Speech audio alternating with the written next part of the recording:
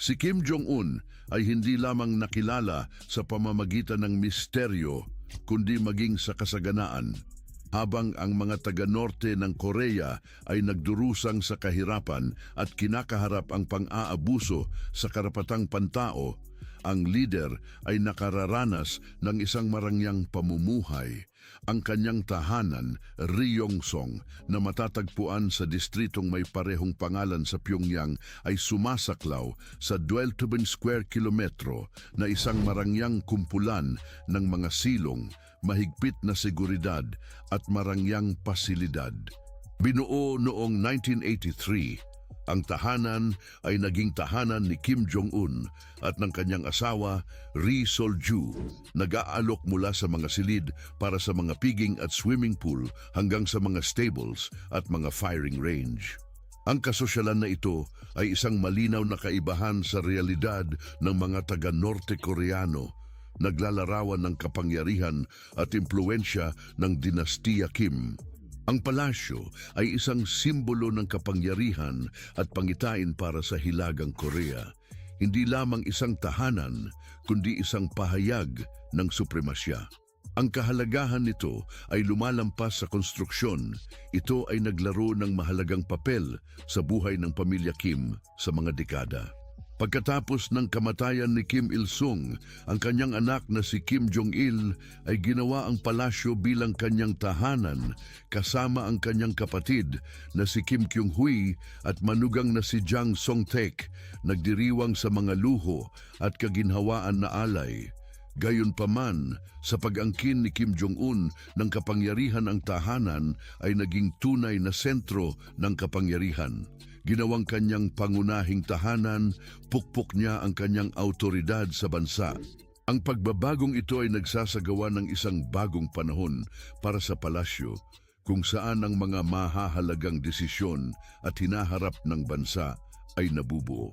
Ang tahanan ng Ryongson ay may hindi maikakailang kasaysayan na namamahagi ng pag-angat at pagbagsak ng mga pinuno, ang pagbuo ng mga patakaran at ang komplikadong politikal na senaryo sa Hilagang Korea. Ito ay isang patotoo sa matagalang kapangyarihan ng Dinastiya Kim at sa kanilang matibay na kontrol sa bansa. Kung ano ang nagbubukod sa ibang palasyo ay ang kanilang mga itinatagong lihim. Sa likod ng kanilang marangyang harapan, mayroong isang underground war headquarters na idinisenyo upang protektahan ang supremo leader at ang kanyang mahalagang krudo sa panahon ng digmaang nuklear. May mga pader na pinatibay ng bakal na baras at beton na may balat ng barilya. Ito ay isang matatag na kuta na kayang magpatayo sa pinakamasalimuot na mga pangyayari. Ito ay isang nakababahalang paalala ng patuloy na banta ng kaguluhan na bumabalot sa tangos ng Koreano. Upang lalo pang palakasin ang seguridad ng tahanan sa Ryongson, ang komplikado ay mahigpit na binabantayan ng iba't ibang unit militar na armado ng armas na pangkaraniwan sa malaking saklaw. Ang lugar ay nakapaligid ng isang barbed wire fence, minahan at iba't ibang kontrol ng seguridad. Ito ay isang kuta sa loob ng isa pang kuta, isang lugar kung saan maaaring maramdaman ng supremong leader ang kaligtasan at proteksyon mula sa posibleng panganib. Gayunpaman, ang tahanan sa Ryongson ay hindi lamang tungkol sa seguridad at kapangyarihan. Ito rin ay isang lugar ng kagandahan at kasaganahan. Ipinapalamutian ng mga mahusay na hardin, imbakan ng tubig na artipisyal at iba't ibang mga pasilidad para sa libangan. Tinutukoy ng mga testigo ang komplikado bilang may mga luho na interior na may mga magagarang kagamitan, malambot na carpet at sosyal na kandil. Ito ay isang daigdig ng kayamanan na itinatago mula sa mga mausisang mata ng mundo sa labas. Sa pagpasok sa tahanan sa Ryongson, tayo ay tinatanggap ng kadakilaan ng kanilang mga salu-saluan. Ang mga magagandang espasyong ito na matatagpuan sa tabi ng lawa ay kung saan sina Kim Jong-un at kanyang pinahahalagahang mga bisita ay nasisiyahan sa mga mararangyang salusalo karapat-dapat sa mga royal. Ang mga salusaluan ay pinagyayaman ng detalye, mula sa mga kandilang maganda hanggang sa mga magagarang kagamitan na lumilikha ng atmosfera ng kasaganaan at karangalan. Gayunpaman, hindi dito nagtatapos ang kasaganaan. Ang tahanan sa Ryungsong ay may magiting na pool na umaabot sa kahangahangang 15 metro sa lapad at 50 metro sa haba. Isipin ang paglangoy sa maluwang na pool na ito na napapaligiran ng kagandahan ng mga palasyong hardin. Para mga naghahanap ng adrenaline, merong isang malaking water slide na nagdadagdag ng saya at kasiyahan sa swimming experience, na nagiging tunay na paraiso sa tubig sa loob ng mga pader ng palasyo. Para sa mga mas gustong manatiling aktibo sa lupa, ang residensya ng Ryungsong ay nag-aalok ng isang racetrack at isang athletic field. Pinapayagan si Kim Jong-un na makilahok sa mga pisikal na aktibidad upang mapanatili ang kanyang kondisyon at kalusugan. Nagpapakita ng kanyang dedikasyon sa isang malusog na pamumuhay kahit sa ilalim ng mga presyon ng liderato. Bukod dito, mayroon ding spa at sauna ang palasyo para sa pagpaparelax at pagpapabata ni Kim Jong-un at ng kanyang unang dama, nagbibigay sa kanila ng isang tahimik na refugio upang makatakas sa stress ng kanilang demanding roles. Sa mga nakaka-relax na masahe at refreshing steam baths, nag-aalok ang spa at sauna ng isang buong pag-aalaga na karanasan. Ang mga stables at horseback riding area sa residensya ng Ryungsong ay tumutugon sa pagmamahal ni Kim Jong-un sa equestrian sports. Pinapayagan siyang tamasahin ang mga tahimik na rides sa Palacio Grounds na nakakakonekta sa kalikasan at nakakahanap ng katuwaan sa pagiging kasama ng mga alagang kabayo. Bukod dito, nag-aalok ang palasyo ng mga pasilidad upang mapabuti ang mga kakayahan at mapanatili ang readiness, tulad ng isang shooting range upang makapag-practice si Kim Jong-un sa kanyang target shooting. Itong pasilidad na ito ay tiyak na nagtitiyak na panatilihin niya ang kanyang proficiency sa pag-handle ng firearms, isang mahalagang kakayahan para sa isang leader na may tungkuling protektahan ang kanyang bansa at ang kanyang mga interes. At kung iyan ay hindi pa sapat na nakapagpapa-impress, mayroon ding sariling racetrack para sa horse racing ang residensya ng Ryungsong. Oo, narinig mo ng tama. Sa loob ng mga hangganan ng palasyo, mayroong nakalaang racetrack para sa pagdaraos ng horse races. Ito ay nagpapakita ng kasiglahan at kasarapan ng palasyong ito kung saan kahit ang kasiglahan ng horse racing ay maaaring tamasahin. Sa mas pinaprofundo nating pagsusuri, natuklasan natin na ang residensya ng Ryungsong ay hindi lamang isang napakalaking palasyo. Ito'y bahagi ng isang mas malaking kompleks na may iba pang mga residensya tulad ng residensya ng Changyong. Ang mga tirahan na ito ay konektado sa pamamagitan ng isang network ng mga tunnel na nagpapahintulot ng maingat at ligtas na paglipat mula isa't isa. Ito ay nagpapakita ng masusing planong at detalyadong atensyon na ibinigay upang tiyakin ang seguridad at privacy ng Supreme Leader. Sa paglalakad sa mga grounds ng residensya ng Ryungsong, ito'y maliwanag na ang seguridad ay isang pangunahing prioridad. Ang complex ay heavily guarded ng iba't ibang military units na nakatayo sa mga strategic na lugar sa palibot ng perimeter. Ang mga unit na ito ay ekwipado ng mga malalaking armas, handang ipagtanggol ang Supreme Leader at ang kanyang intimate circle sa anumang oras. Ito ay nagpapakita ng nakabibigat na demonstrasyon ng kapangyarihan at isang madilim na paalala ng mga napakaraming banta na kinakaharap ng rehimen.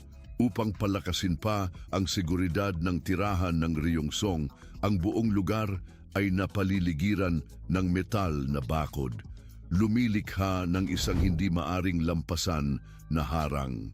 Bukod sa bakod, mayroong isang serye ng minahan, isang nakakapangilabot na babalang para sa mga posibleng mananakop.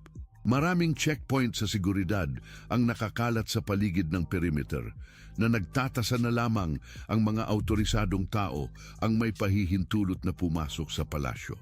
Ito ay isang magulo at komplikadong serye ng mga hakbang sa seguridad na binuo upang protektahan ang pinakamahal na lider mula sa mga potensyal na banta mula sa labas. Gayunpaman, hindi lamang dito nagtatapos ang mga hakbang sa seguridad. Ang tirahan ng Ryungsong ay mayroong isang sekretong underground war headquarters, isang lihim na silungan na nakatagong sa ilalim ng palasyo. Ang kumbiksadong istruktura sa ilalim ng lupa na ito ay protektado ng mga bakal at konkreto na balutan ng tanso. Ito ay isang istruktura na ginuhit para sa mga ekstremong sitwasyon, kabilang ang isang nuklear na pagtatatagisan. Sa loob ng mga fortress na ito, maaring humanap ng silungan si Kim Jong-un at ang kanyang mga pinakamalalapit na kasamahan at patuloy na mamuno sa bansa kahit sa gitna ng isang hindi inaasahang kaguluhan. Ang mga underground tunnels na nag-uugnay sa tirahan ng Ryungsong sa iba pang mga tirahan ay hindi lamang nagbibigay ng isang mapanlikurang paraan ng paggalaw sa pagitan ng mga palasyo, kundi naglilingkod din bilang karagdagang mga daanan sa oras ng krisis. Ang mga tunnels na ito ay isang demonstrasyon ng maingat na pagpaplano at pangarap sa kinabukasan ng rehimen, nakakasiguro na ang pinakamahal na lider at ang kanyang malalapit na kaalyado ay maaaring maglakbay sa komplikado at ligtas na syudad ng politika ng madali. Isa sa mga pinakamakabagong natuklasan sa tirahan ng Ryungsong ay isang eksklusibong underground train station na matatagpuan sa loob ng kumbiksadong istruktura. Tama ka, isang pribadong train station na maaring gamitin lamang ng pinakamahal na lider at kanyang mga bisita. Ang sistemang ito ng transportasyon sa ilalim ng lupa ay nagpapabilis at nagbibigay ng diskrusyon sa pagbiyahe, lalo pang pinalalakas ang seguridad at privacy ng Supreme Leader. Ito ay isang antas ng kasosyalan at kaginhawahan na kakaunti lamang ang makapangarap. Ang islang ito, madalas na ihambing sa ibisa ng Hilagang Korea, ay ang lugar na pinili ng diktador para sa marangyang at sosyal na pagtanggap sa kanyang mga panauhin. Sa mga luxury villas na nakakalat sa paligid ng kanyang napakalaking pribadong palasyo, si Kim ay nag-aalok ng mga gastronomic experience na may lobster, scallops at French cheeses na ginagawang destinasyon para sa political na elite ng bansa. Sa pagpasok natin sa eksklusibong pahingahan na ito, nahaharap tayo sa mga mariringal na akomodasyon na naghihintay sa mga panauhin ng lider ng Hilagang Korea. Ang mga kwarto sa isla ay tunay na kakaiba. Bawat bisita ay sinalubong sa isang espasyo na dekorado ng mga antik na imported furniture, mga pinong painting at komplikadong mga tapestry. Ang pansin sa detalye ay walang bahid, lumilikha ng isang atmosfera ng kadakilaan at kahusayan. Isipin ang iyong sarili papasok sa isang kwarto kung saan bawat piraso ng kagamitan ay may kanya-kanyang kwento. Mga dekoradong upuan, mayamang inukit na mga mesa at marangyang kama ang pangunahing elemento. Sumasalamin ang mga kwarto sa maselan na panlasa ni Kim para sa mga pinakamasining na bagay sa buhay.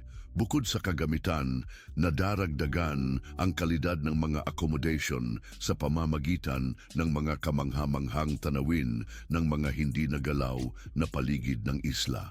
Ang mga malalaking bintana ng salamin ay nagbibigay daan sa mga panauhin na mamangha sa kagandahan ng maalindog na vegetation at malinaw na mga tubig na bumabalot sa lugar. Habang sinusuyo ang mga bisita sa mga kwarto, sila ay nababalutan ng isang pakiramdam ng katahimikan at kalinawan. Ang hangin ay pinapahiran ng amoy ng mga sariwang bulaklak na maingat na inayos upang lumikha ng isang nakaka-relax na kapaligiran. Ang mga malambot na carpet ay umaabsorb ng bawat hakbang, naglalaan ng ambag sa pangkalahatang pakiramdam ng kaharangan. Bawat detalye ng mga kwarto ay pinili ng maingat upang magbigay ng pinakamatahimik at kaharangan. Mula sa mga malalambot na kumot hanggang sa mga robes na makapal, walang inuupuan na pagsisikap upang tiyakin na ang mga bisita ay magiging marurumi at makasarili sa kanilang pakiramdam. Habang lumalabas sila mula sa kanilang mga kuwarto, sinasalubong sila ng iba pang mga kaharangan ng isla.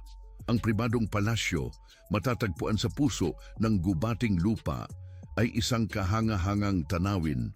Ang kanyang kaluwalhatian ay walang kaparis. May mga malawak na hardin, mga palamuting batis at maingat na inaalaga ang mga damuhan. Ang mga karanasan sa pagkain sa isla ay kapansin-pansin din.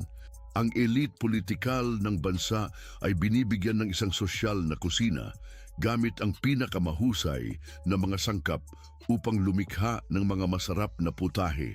Ang mga lobster, scallops at mga keso mula sa Pransiya ay ilan sa mga paandar sa mga hapagkainan. Ang mga chef na nakatraining sa sining ng kusina ay nagtitiyak na bawat kainan ay isang tunay na handaan. Maaaring tamasahin ng mga bisita ang kanilang mga kainan sa mga eleganteng silid pangkainan, pinagandang may mga pladur at mahinhing porselena, nagbibigay ng isang atmosfera ng sosyalismo at kagandahan kung saan bawat sarsa ay isang kusinang karanasan. Ang wine cellar ay may isang malawak na koleksyon ng mga piling alak upang magbigay diin sa mga pinong lasa ng kusina. Kapag dumating sa pagpipili ng inumin si Kim, dala niya ang libu-libong bote ng whiskey mula sa buong mundo para sa kanyang personal na pagpapahalaga taon-taon. Tinataya na naghihintay siya ng 21 milyon bawat taon sa mga mararangyang inumin tulad ng Hennessy na maaaring magkakahalaga ng 1,500 bawat bote. Inimbitahan ng dating bituin ng basketball na si Dennis Rodman na nagbuo ng isang pagkakaibigan sa Kim Jong-un sa kanyang pribadong pahingahan at iniulat na ang leader ng Hilagang Korea ay hindi nagtitipid sa kanyang mga paboritong inumin. Kapag uminom ka ng isang bote ng tequila, iyon ang pinakamahusay na tequila. Lahat ng iyong ninanais, ibinibigay niya ng pinakamahusay. Habang pumapasok ang gabi, maaaring magpahinga ang mga panauhin sa kanilang mga silid o subukan ng buhay pang-aktibidad sa isla. Ang isla ay bumubuhay sa musika, halakhak at tunog ng mga baso na nagdidikdik. Ang pribadong palasyo ni Kim ay nagsisilbing lugar ng paglilibang, kung saan maaring sumayaw ang mga panauhin hanggang umaga o tamasahin ang pakikisama sa kanilang mga kasamang mangingingilid. Nilahad ni Rodman na katulad ito ng resort sa islang Espanyol na Ibiza. Na parang pumunta sa Hawaii o Ibiza, ngunit siya lang ang naninirahan doon. Mga pimfatu hanggang 60 tao ang palaging nasa kanyang paligid, mga karaniwang individual lamang na nag-e-enjoy sa mga cocktail at walang humpay na tawanan. Ang marina ng isla ay isa pang halimbawa ng kanyang kasaganaan. Nakatambak ang mga jet ski, yacht at speedboat sa ilalim ng mga takip, handang maghatid sa mga panauhin sa nakaka-exciting mga pakikipagsapalaran. Ang zayang dulot ng malawak na tubig kasama ang kahangahangang tanawin ng isla ay magbibigay ng isang hindi malilimutang karanasan. Patuloy sa ating paglilibot sa masaya at pampasayang isla ni Kim Jong-un, itinuon na natin ngayon ang ating pansin sa nakatutuwang pasukan at mga di pangkaraniwang hakbang sa seguridad na nagtatanggol sa pribadong pahingahan na ito.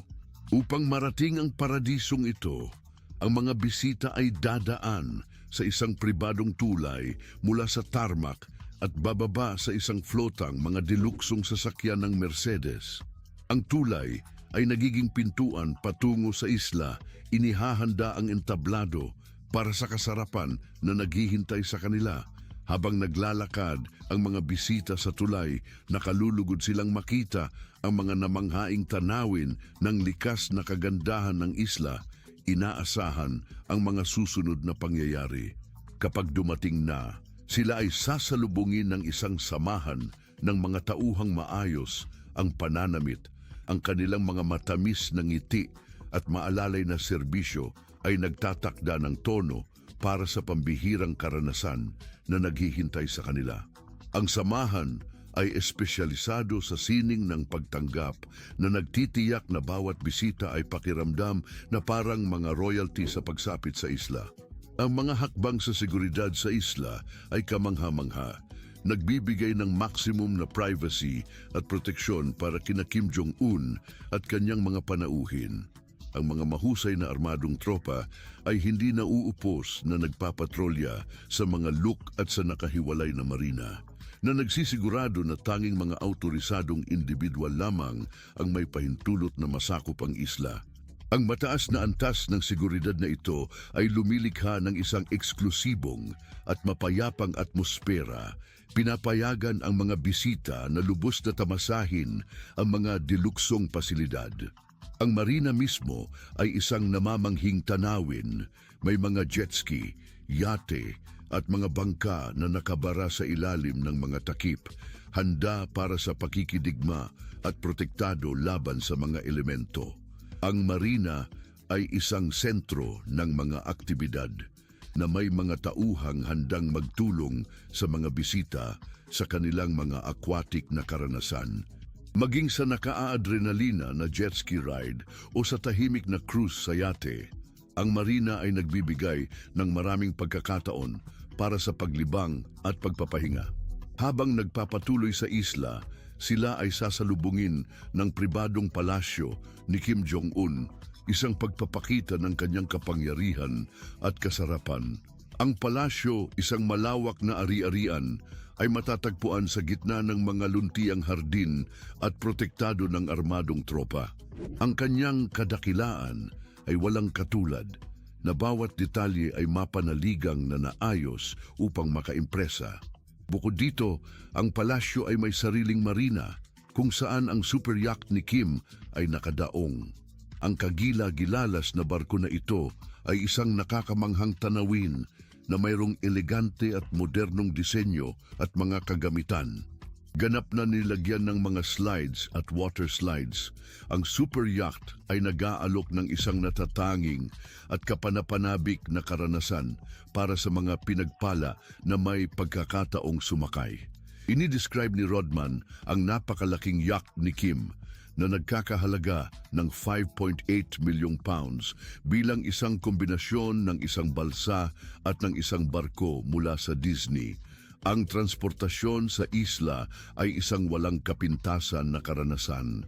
Isang pampasaherong flota ng mga sasakyan ng tatak na Mercedes ay available para kay Kim at sa kanyang mga bisita, na nagbibigay ng katiyakan na maaari silang magbiyahe sa isla ng madali at komportable. Ang pag-aalaga sa mga detalye na ito ay nagiging katiyakan na ang mga bisita ay magugustuhan na VIP mula sa kanilang pagdating. Isa sa kahanga-hangang katangian ng isla ay ang pribadong istasyon ng tren na itinayo upang magpakita ng pag-aalaga sa mga pangangailangan ng diktador. Ang underground station na ito ay nagbibigay ng pagkakataong makarating at makalabas ng tahimik, na mas pinapahusay pa ang kahalagahan at privacy ng lugar. Ang istasyon ng tren ay nagpapatunay sa pagnanais ni Kim na lumikha ng isang kapaligiran ng luho at kasarapan kung saan bawat detalye ay maingat na isinaaloob. Ang mga opsyon sa transportasyon ni Kim Jong-un ay kasing kahanga-hanga at kasing labis, mula sa kanyang makabagong bulletproof train hanggang sa kanyang mga pribadong eroplano at misteryosong yacht. Mayroon siyang pribadong jet Ilyushin IL-62M na tinatawag din bilang Chame-1 na karaniwang ginagamit sa kanyang mga international travels. Ang kanyang VIP aircraft na may konfigurasyon na katulad ng Air Force One ng United States ay sumasalamin sa paborito ng Supreme Leader sa luho at kasarapan. Ang labas ng eroplano ay pintado sa isang puting walang dungis na may North Korea nakasulat sa Koreano sa parehong mga gilid ng fuselage. Nagdaragdag ng bahagyang damdamin ng pambansang kagitingan, ang buntot sa T ay nakadekorasyon ng bandila ng Demokratikong Republika ng Korea. Ngunit ang loob ng Chamewan ang tunay na nagpapahanga sa imahinasyon. Ang mga larawan na inilabas ng Korean Central News Agency, ang ahensya ng balita ng Estado ng Hilagang Korea, ay ipinapakita ang isang magarang at marangal na kapaligiran. Ang mga leather na malalaking silya sa puting kasuotan ay nag-aanyayahang magpahinga ang mga pasahero ng may kaginhawahan, habang ang mga mesa na gawa sa kahoy na kulay rosas na kumikislap ay nagdaragdag ng kahusayan. Ang atensyon sa mga detalye ay kitang-kita, pati na rin isang ashtray na gawa sa kristal na strategically na nailagay para sa mga mananigarilyo. Ang magarang kapaligirang ito ay nagre-reflect sa estilo ng isang leader na nagsusumikap sa pinakamahusay sa kaginhawaan at kagandahan. Mahalaga ring banggitin na ang desisyon ni Kim Jong-un na gamitin ang kanyang pribadong hatinggabi ay hindi malaya sa kontrobersya. Nagkaroon ng mga pangangamba tungkol sa pag-aalaga at sa kakulangan ng mga modernong elektronikong kagamitan sa eroplano. Isang dating diplomata ng Hilagang Korea, si Ko Yang-hwan, na nagdesyerto sa Timog Korea, ay nagsasaad ng kawalang katiyakan tungkol sa seguridad at kalagayan ng eroplano. Binibigyang diin niya na ang lumang eroplano ay hindi naaayon ng wasto at nagpapakita ng isang malaking panganib sa kaso ng aksidente. Ang mga pabubunyag na ito ay nagpapakita ng mga potensyal na panganib na kaakibat sa paboritong pagpipilian ng transportasyon ni Kim Jong-un. Kapag naglalakbay sa mga internasyonal na biyahe, madalas na pinipili ni Kim Jong-un ang paglalakbay sa tren. Ang tren na may mabagal na paggalaw ay nagbibigay daan sa kanya na maranasan ang biyahe habang pinapanatili ang mataas na antas ng seguridad. Sa pagpasok sa tren, maaaring makita ang kasiglahan at kagandahan na kasama ng kanyang mga biyahe. Sa loob ng tren, bawat detalye ay maingat na binabalangkas upang magbigay ng kaginhawahan at kasaganaan. Sinasabing mayroon itong restaurant na nag-aalok ng mga pinong Pranses na bote ng alak at mga pagkain tulad ng sariwang lobster. Ang kapaligiran ay parang isang 5 bituin na hotel, may mga marangyang upuan at maayos na dekorasyon. Mas gusto ni Kim Jong-un na maglaan ng mahigit sa 20 oras sa mga marangyang tren na ito na nasisiyahan sa lahat ng kasaganaan na ibinibigay nila. Bagaman maaaring tila mabagal, naglalakbay ito ng mga 70 kilometro kada oras. Ang dahilan ay ang mabigat na proteksyon ng pantaboy na nagbibigay ng seguridad sa mga pasahero. Ang tren na pinangalanan bilang Taeyang-ho na isinalin bilang araw sa Koreano ay may isang simbolikong kahulugan na pinapagpala si Kim Il-sung, ang tagapagtatag ng Hilagang Korea. Ang tradisyong ito ng mga biyahe sa tren ng malalayong distansya ay magmula pa sa lolo ni Kim Jong-un, si Kim Il-sung, na unang sumakay sa nakararaming biyahe sa tren, nagdadala ng kanyang sariling sasakyan sa mga biyahe patungo sa Vietnam at silangang Europa. Sa kasalukuyan, ang mga tren na ito ay higit pa sa isang paraan ng transportasyon. Sila ay tunay na mga umaandar na kastilyo na may mga ahente ng seguridad na nagmamanman ng mga ruta at estasyon upang hanapin ang posibleng banta upang tiyakin ang seguridad ng leader at ng kanyang grupo. Ang antas ng seguridad na ito ay walang katulad, nagbibigay ng patuloy na bantay laban sa anumang potensyal na panganib. Samantalang si Kim Jong-il, ang ama ni Kim Jong-un, ay natatakot lumipad. Pinili niyang magbiyahe higit sa lahat sa pamamagitan ng tren. Sa kabila nito, nagawa pa rin niyang maglakbay ng husto, kabilang ang isang 10 araw na biyahe sa tren patungo sa Moscow noong 2001, kung saan siya'y nagtagpo sa Pangulo ng Russia na si Vladimir Putin. Ang mga ulat ukol sa mga marangyang paglalakbay ng tren ni Kim Jong-il ay kilala. Iniulat ng komandanting militar mula sa Russia na si Konstantin Pulikovsky na kasama niya sa biyahe noong 2001 ang mga natamang karanasan sa gastronomiya sa tren.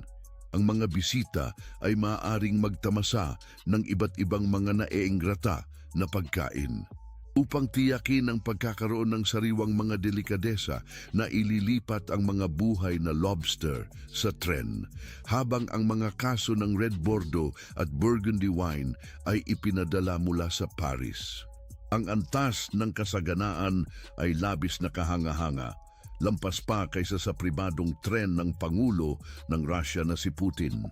Gayunpaman, ang mga biyahe ng tren ni Kim Jong-il ay hindi lamang tungkol sa kasaganaan at seguridad.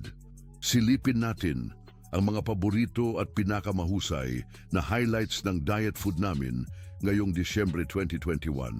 Umiibig ka ba sa pagluluto? Nais mo bang magluto at kumain ng masustansyang pagkain? Marahil ikaw ay nag-iisip ng mga paraan kung paanong isasaling sa iyong diet plan ang NutriChef Vacuum Sealer Machine. Talaga namang ito ang isang napakagamit na instrumento sa tuwing magluluto ka ng iyong sariling paraan. Kaya't bakit hindi natin subukan at tingnan kung paano natin ito maituturing na isang mahusay at paboritong appliance sa iyong kusina. Kaya naman, suhestyon namin na manood ka ng video tutorial upang malaman ang mga pamamaraan ng wastong paggamit nito. Kasama na rito ang mga feedback mula sa mga totoong gumagamit na makakatulong sa iyo upang lubos na maliwanagan at maintindihan kung paano ito gamitin. Narito rin ang ilang impormasyon kung saan mo ito mabibili at kung paano ito mapapadali sa iyong pamumuhay. Isa katuparan ng iyong pangarap na maging isang magaling na chef ngayong Disyembre 2021.